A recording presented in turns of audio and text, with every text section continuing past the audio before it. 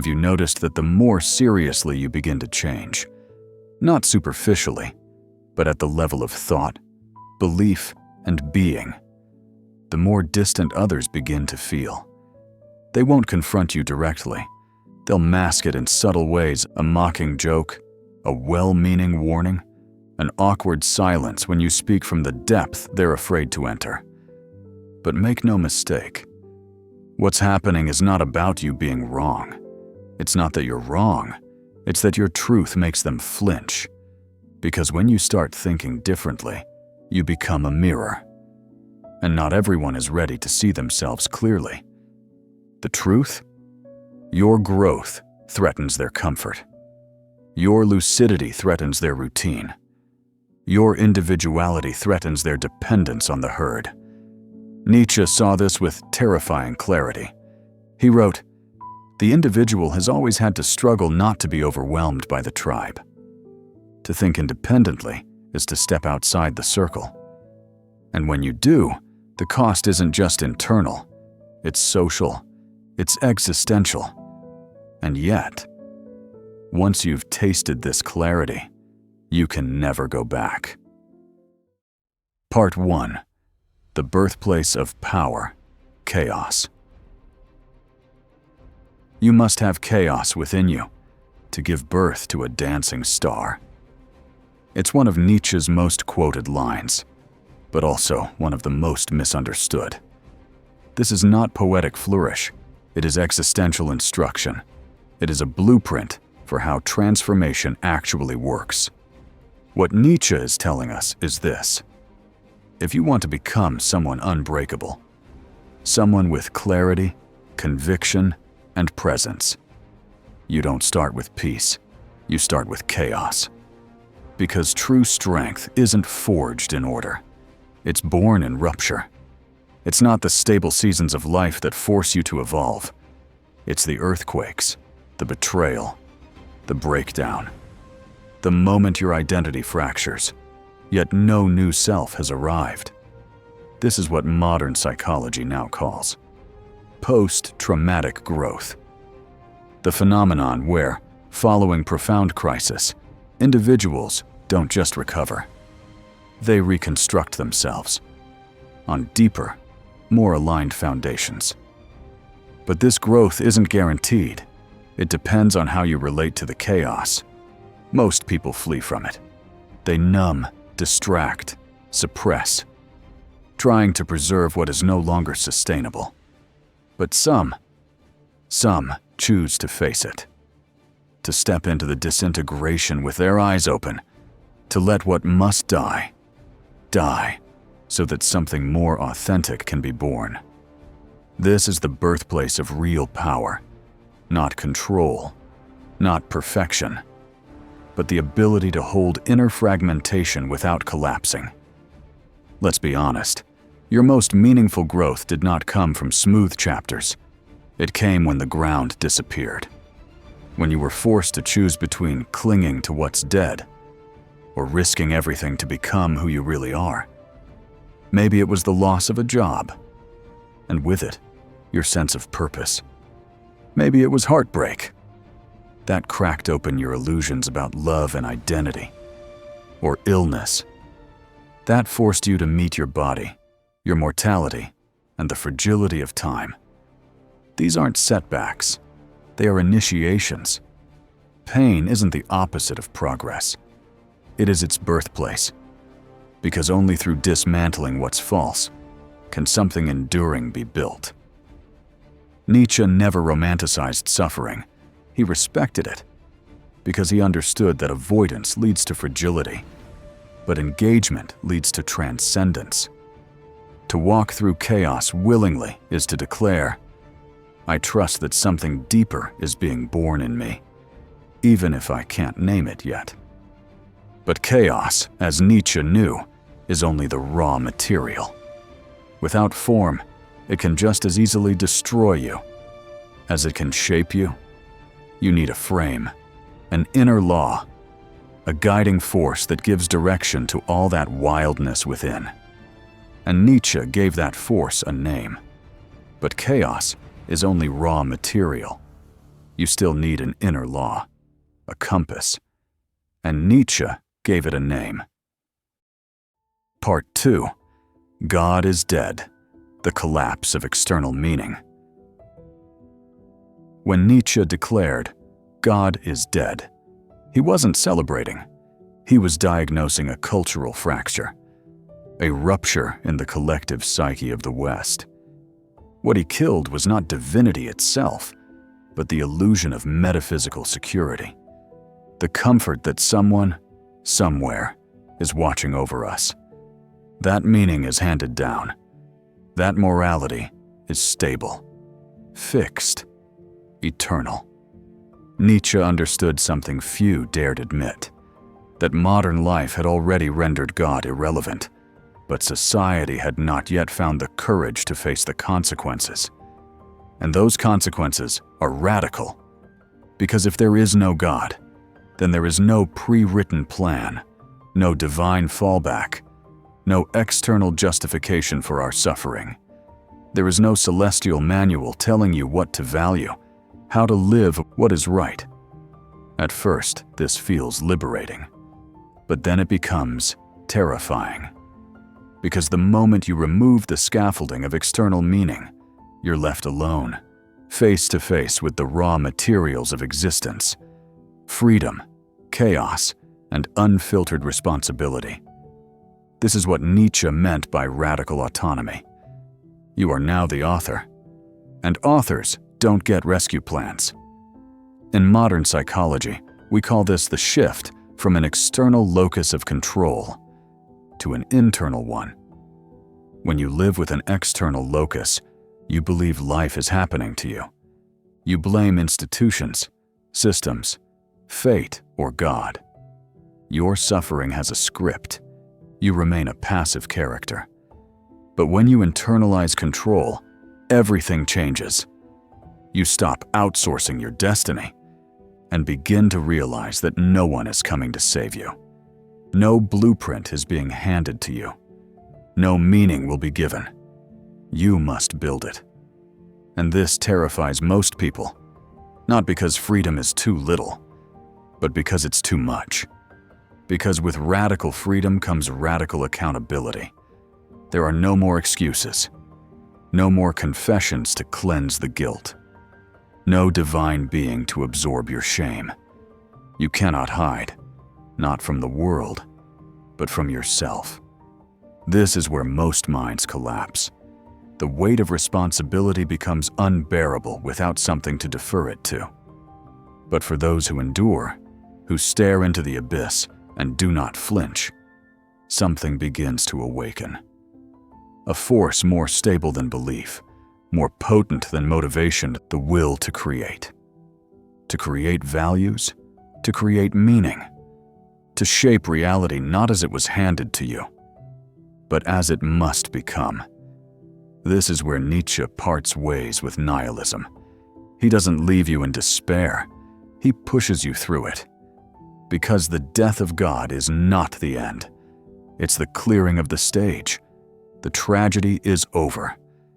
Now, the real act begins. And that act is yours to write. And when you fully accept this responsibility, you don't become weaker.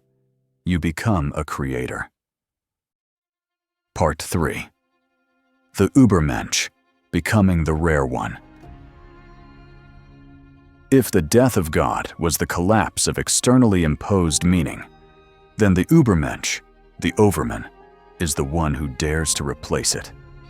Not with illusions, not with borrowed beliefs, but with values forged in the fire of solitude, chaos, and radical honesty. Nietzsche did not create the Übermensch as a fantasy or a superhuman ideal. He crafted it as a philosophical demand, an existential imperative for those no longer willing to be shaped by herd morality. Because once you've destroyed the lies, you are faced with the harder task, replacing them.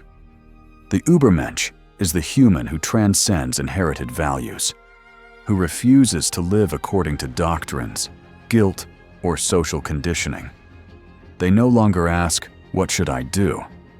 They ask, what is worthy of me. This is the shift Nietzsche demanded. Not a change in action, but in valuation. Most people live under what Nietzsche called slave morality, a system of ethics born not from strength, but from resentment. It's the morality of the powerless, of those who, unable to act with force or freedom, reframe their weakness as virtue. They label humility as noble, obedience as moral, and ambition as sinful. Not because these things are true, but because they need to protect themselves from what they cannot become. By contrast, master morality, the morality of the Übermensch, arises from affirmation, not reaction. It creates rather than conforms. It does not derive its worth from being accepted. It derives its worth from being chosen, internally, consciously. The Übermensch is not concerned with approval. They do not seek to fit in. They seek to become. They are not content with repeating tradition. They aim to originate meaning. Their values are not recycled. They are invented. Their morality is not reactive. It is sovereign. And here lies the essential distinction. The Übermensch does not need permission to be powerful. They do not perform strength for applause. Their power is not performative. It is structural. It is built into how they see, how they choose, how they act. They disturb not with noise, but with definition. In a world of blur, they are contour.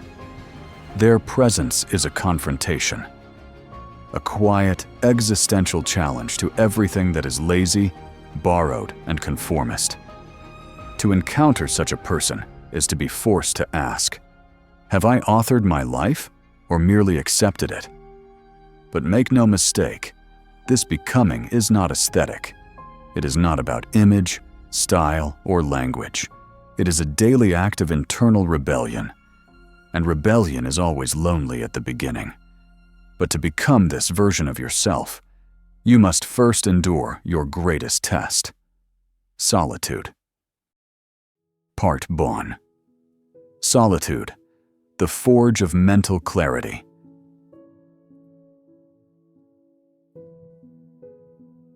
Solitude is one of the most misunderstood experiences in the human condition. In a culture obsessed with visibility, performance, and constant engagement, to be alone is often interpreted not as a sign of inner strength, but as a social failure, an emotional shortcoming, or even a red flag. But Nietzsche and Schopenhauer saw it differently. For them, solitude wasn't something to be feared. It was something to be earned. Not punishment, but privilege. Not exile, but initiation. It is in solitude.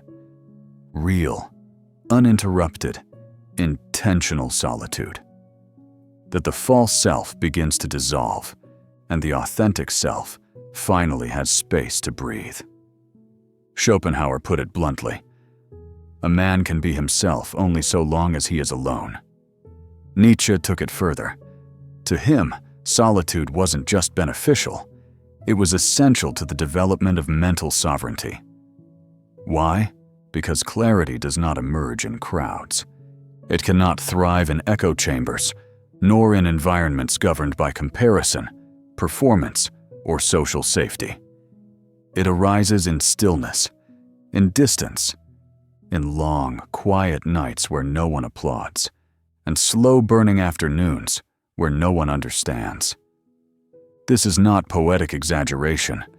It is psychological necessity. Today, neuroscience and modern psychology echo what Nietzsche intuited long before fMRI scans. The deliberate choice to step back, what we now call intentional solitude, has been shown to increase cognitive flexibility, emotional regulation, and existential clarity.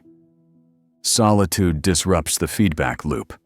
It breaks the addiction to external opinion. It silences the noise of mirrors. so you can finally hear your own voice. In solitude, there are no scripts, no cues, no curated reflections of who others need you to be. Only you, and what remains when the roles fall away. But here lies the paradox. Solitude is both liberating and profoundly uncomfortable. Because before you meet your true self, you will first face your unresolved self. The part of you that still seeks validation, that fears irrelevance, that clings to the illusion of being understood. Solitude doesn't just bring clarity, it brings confrontation.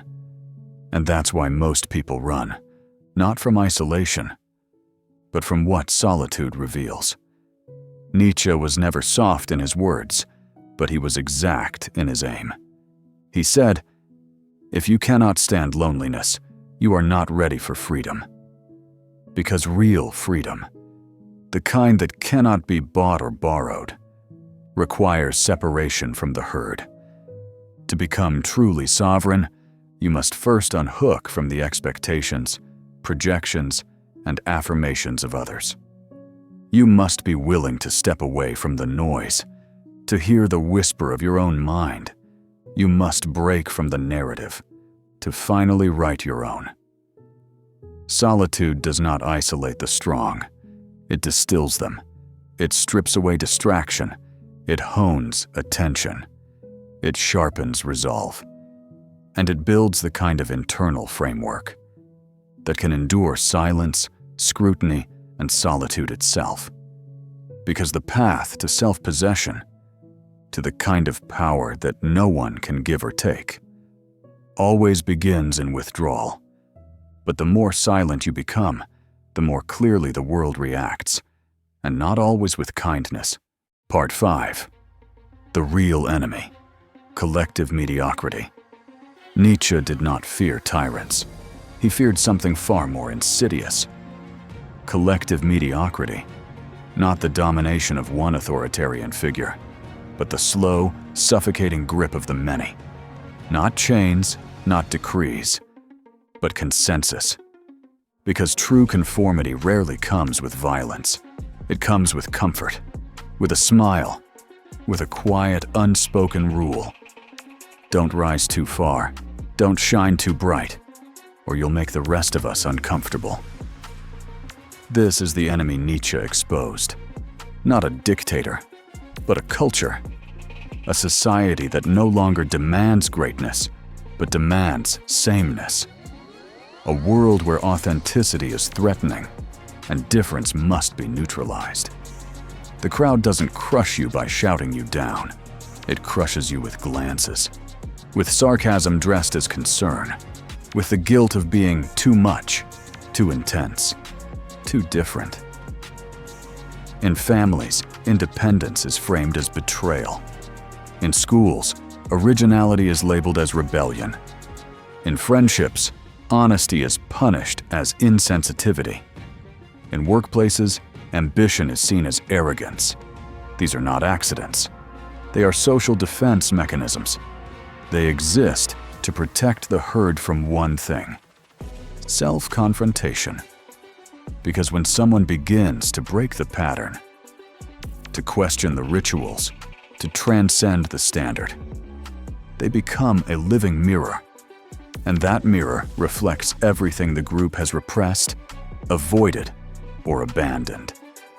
This is why your growth, your awakening, your decision to evolve can feel like a threat to those around you. It's not personal, it's existential. Your very presence begins to disturb those who are still hiding inside the story they were handed. Nietzsche knew this well. He saw that the moment you begin to rise, not in ego, but in clarity, the crowd feels exposed. And what does the herd do when threatened? It protects itself. Not with weapons, but with pressure. This is what modern psychology refers to as the crab mentality. In a bucket of crabs, when one tries to escape, the others pull it back down. Not because they hate it, but because its escape disrupts the illusion of shared helplessness. So it is with people. When you begin to outgrow the roles they've cast you in, they'll try to put you back. Not with force, but with guilt, with cold shoulders, with subtle manipulation, with expectations you never agreed to. They'll say you've changed, as if that's a flaw. They'll say you've become distant, when really you've just become real. And worst of all, they'll question your strength, when in truth, what they fear is your freedom. Because if you rise without their permission, you force them to reckon with what they could have been. And most people would rather resent your growth than confront their stagnation. They'd rather reduce you than rise with you. But you must not bend to that energy, because what looks like alienation is actually the first sign of liberation. You are not here to keep others comfortable. You are here to become fully yourself, even if it means becoming an outlier. So how do you resist a force that doesn't yell, but whispers in every social cue? Part 6. The cost and power of becoming unbreakable. To build a mind that no one can manipulate, that no one can fracture, you must be prepared to lose. You will lose friendships, not because you pushed people away, but because authenticity quietly filters out those who only knew how to relate to your mask.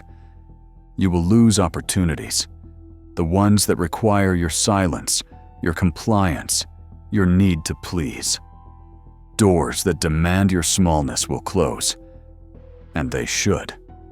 You will lose the ability to be comforted by illusions. You'll no longer be able to digest the comfort food of illusions. But in return, you gain something far more valuable: wholeness. The deep internal cohesion that comes from living in truth, not external performance. You gain clarity. The ability to see things as they are, not as you wish them to be. And most of all, you gain self-possession. The power to hold your own mind without needing others to stabilize it. But none of this comes without resistance, because to become unbreakable, you must first face the internal war, the psychological battle between who you were and who you are becoming.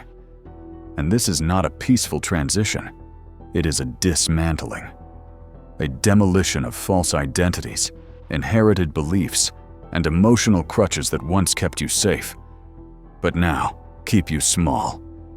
This war is fought in silence, in moments when no one sees you, when the voices of doubt scream louder than the world itself, when you feel tempted to turn back, to dim your light, to betray yourself for a little bit of comfort. But every time you choose to endure that discomfort, to remain awake, to remain honest, you become less dependent and more dangerous. Not dangerous in the violent sense, dangerous in the rarest sense. A person who cannot be controlled, because they no longer seek permission to be who they are. And that, in this world, is radical. So here's your invitation, not to consume this as another video, but to treat this as a threshold, a quiet initiation. Right now, write down one truth you've been afraid to share, a belief, a memory, a perspective that feels too raw, too real, too risky. Write it, not to be praised, but to stand, to mark the line between who you've been and who you're becoming. Because transformation doesn't begin when you're inspired. It begins when you're willing to lose. If you've made it this far, you are not curious. You are already transforming. You are already becoming dangerous. If you're still here, you've already done what 90% of people will never do. You stayed. You chose to listen, to question, to feel discomfort without retreating. That alone sets you apart. This wasn't just a video, it was a confrontation with your own illusions, with the parts of you that are still undecided, And if something stirred within you, then it's time to mark that shift. Right now, write one truth in the comments. A truth you've been afraid to say out loud, not to shock anyone, but to declare to yourself, I'm done hiding. Because real freedom begins, not when others understand you, but when you no longer require them to. You don't need acceptance. You don't need applause. You don't need permission. You only need presence. And that presence, raw, lucid, unshakable, is already forming inside you. You are not behind. You are just ahead. And that, my friend, terrifies the world.